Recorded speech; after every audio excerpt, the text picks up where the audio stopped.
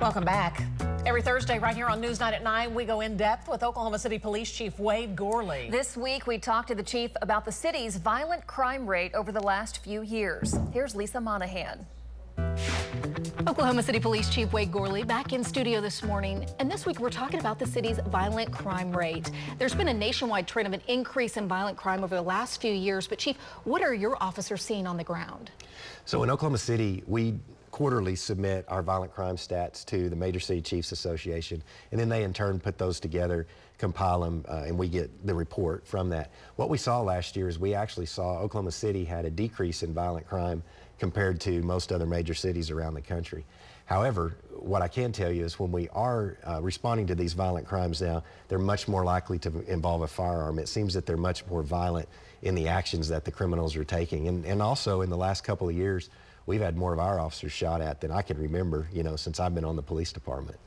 We wanted to pull some of those numbers to get a good idea of what 2022 looked like. We want to take a look at those numbers now. We have some statistics on violent crime here. As you can see there, Chief, 46 homicides. I believe that was just the first 9 months of the year. Yeah, and it's strange too how you look at some of these stats. Oftentimes we look at summer months to be our higher months, which they normally are.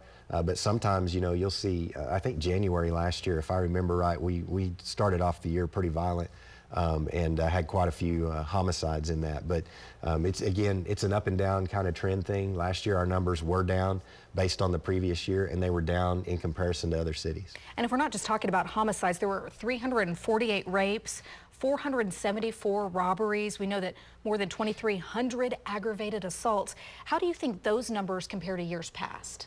They were down. The trends were more of a downward trend that we've kind of seen in the last 5 years or so. Overall, all of those numbers? Overall, okay. Yeah, as a whole. Now, you look at those and I say that's way too many anyway, and we're constantly striving to change our approaches to violent crime and how we do that.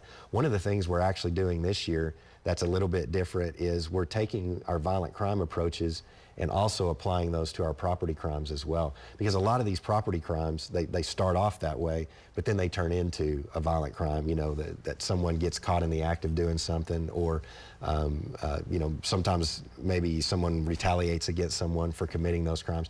So we're trying to take those approaches that we're using with violent crime that we've been successful with and target those on our property crimes too, to see if we can lower some of those other numbers. Are there other trends you're seeing like that one? Mostly, again, what I'm seeing is that our violent crimes that we are seeing, they're becoming much more violent. More people are armed. It's very rare anymore where our officers are not encountering someone during a shift that's not armed.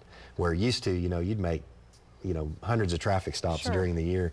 You might get 1 or 2 people that are armed, and now it's a much higher percentage of that.